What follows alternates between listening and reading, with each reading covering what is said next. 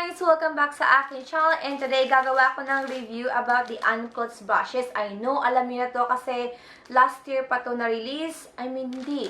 I'm not sure. Mga siguro last year or nung nakaraang taon pa talaga. But I decided to make my own review kasi first time ko itong gamitin. And then, ito yung pinakauna kong brush set na bago. So, nabili ko to sa Shopee, mga around 680 pesos plus. So, nakabalot pa siya ng cellophane.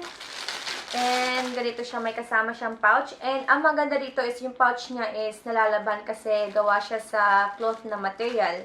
And then may card dito ni Ann at saka card na may naglalaman ng mga iba't ibang brushes. And I think this one is the beginner brush. So maganda na siya kasi 10 brushes na yung nasa loob. So ito na yung mga brushes guys. Ang ganda nila. And I like the color kasi kulay puti na may accent na rose gold. Tapos yung balahibo ng brushes, ash gray. So, nag-blend talaga yung kulay.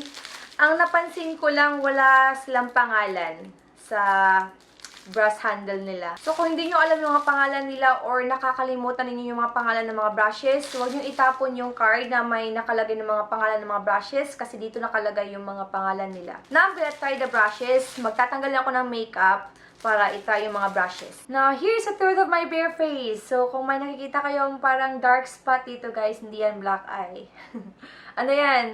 Melasma na hindi matanggal-tanggal. Medyo talaga dark siya. Tapos, ang dami kong redness. Okay, so, first na gagawin ko is yung foundation. Actually, nagsisunscreen muna ako bago ako mag-foundation. So, gagamitin ko muna itong Bello sunscreen. Ilalagay ko muna to sa face. Okay, so, instead na yung fingertips ko ang gagamitin ko para i-blend, para ipang-blend sa sunscreen, gagamit ako ng brush ni Ann. Feeling ko ito yung gusto kong gamitin. Ito yung, ano ba to? Angled Kabuki, I think. So, gagamitin ko siyang pang-blend. So far, ang ganda ng brushes. Smooth. In fairness, maganda siya kahit mura. So, titignan natin kung na-blend niya ng mabuti yung sunscreen. So far, na-blend siya ng mabuti. Maganda yung pagka-blend ng sunscreen. I-try na natin itong foundation ko. So, ang gagamitin ko foundation is from Revlon.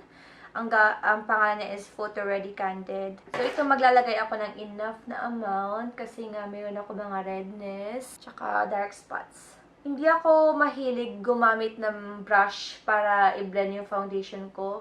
Kinakamay ko lang siya kasi mas flawless kasi tignan pag kamay lang yung gamitin. Pero sa video to, gagamitin natin yung brush kasi nga review to eh. This time, gagamitin ko to. Ang pangalan niya is number 4 ata to.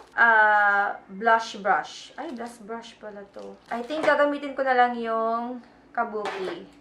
The same na ginamit ko sa sunscreen. Mas mahirap kasing i-blend yung foundation kasi ang texture ng foundation is, ano bang tawag nun? Mas thick siya kaysa sunscreen. Don't mind my red eyes, guys. Kasi ganito talaga ako pag nagpa-foundation. Pumupula yung mga mata ko. Medyo allergic kasi ako sa sa mga makeup.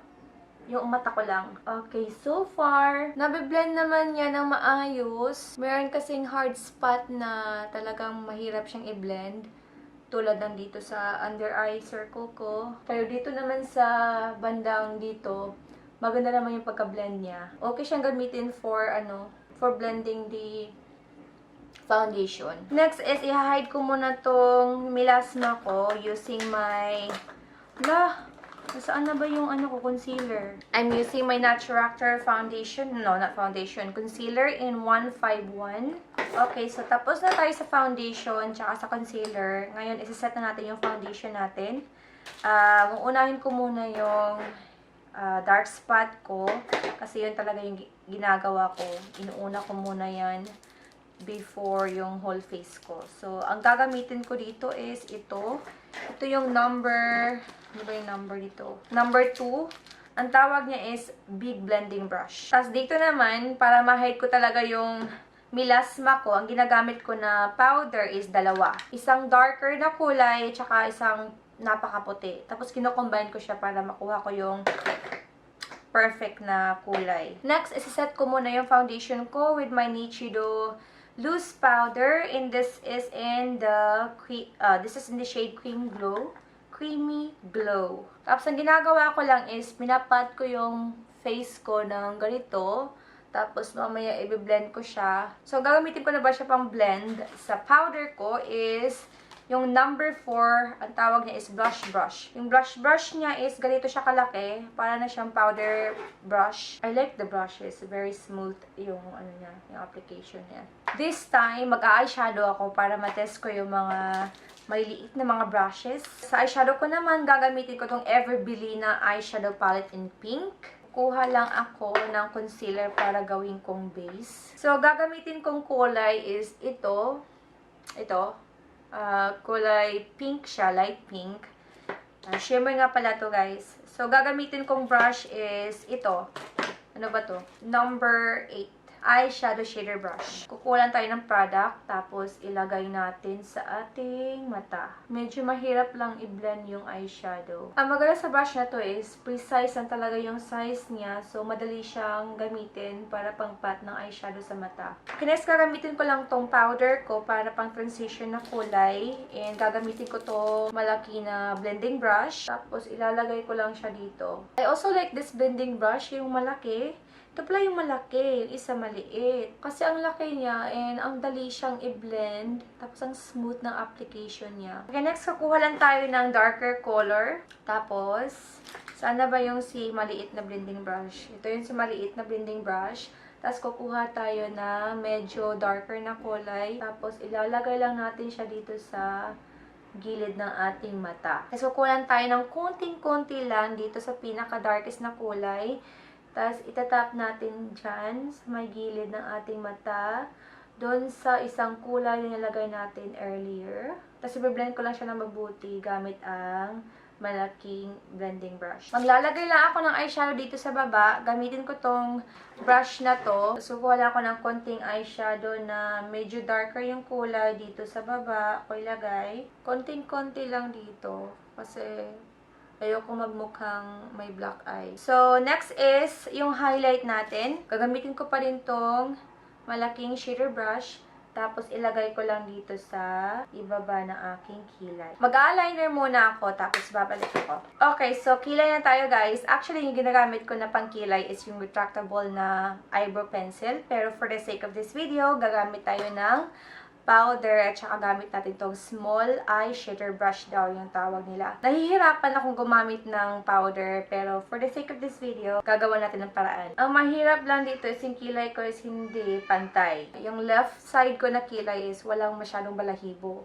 So, nahihirapan akong gumawa ng kilay kung powder yung gamit ko. Pero sana makagawa tayo ng decent na shape. Mag-curl ako ng eyelashes, tapos mag-apply ng mascara, and then babalik ako. Okay, next, magkukontour lang ako ng ilong. Tapos, ang gagamitin ko is itong malaking blending brush. Tapos, gagamitin ko itong powder. Okay, next is our blush. And gagamitin ko itong si Maybelline Fit Me na blush. Tapos, ang gagamitin ko na brush is itong angled brush. Yung brush kasi ni Anne is malaki. Tapos, malaki siya sa face ko dito. So, mas gusto ko itong gamitin kasi mas precise siyang gamitin dito. Actually, ito is pang contour.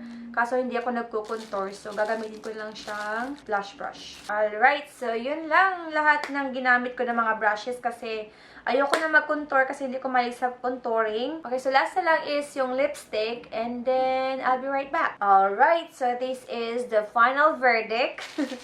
So, dalawa lang yung mga brushes na hindi ko nagamit, si powder brush at saka si fan brush. So, yung mga nagamit ko is si malaki na flat shader brush, malaki na angle brush, no, not angle brush, blending brush, maliit na blending brush, tapos itong maliit na angle brush pang kilay. Tapos si flat angled kabuki, si blush brush, si contour brush, at saka itong maliit na flat shader brush. So, ito lahat mga nagamit ko ng mga brushes, guys. And so far, nagustuhan ko sila. I really like the quality. Napaka-smooth ng application nila. So, malambot din yung and wala akong nakikita mga natatanggal na mga balahibo. Hindi ko man to nagamit itong dalawa, pero mga gamit ko to soon. So, overall, guys, I really like the brushes. And, tanong, nire-recommend ko ba sila? Of course, nire-recommend ko kasi napakamura and sa halagang 680 plus or 680, Meron na kayong 10 brushes at saka may kasama pang pouch. Alright, that concludes my review about the CLUTZ brushes. So, kung meron kayong request na katulad dito, reviews, first impression, or hauls, just comment down below. And then, dun sa mga bago kong viewers, hello sa inyo lahat. Subscribe naman kayo dyan. And dun sa mga avid ko na mga subscribers, thank you so much for supporting me. Thank you so much for watching. Lahat sa inyo, thank you so much for watching my video. And that's it. Natapos din tayo, guys. Thank you so much for watching. Until next time, see you in my next one. Bye!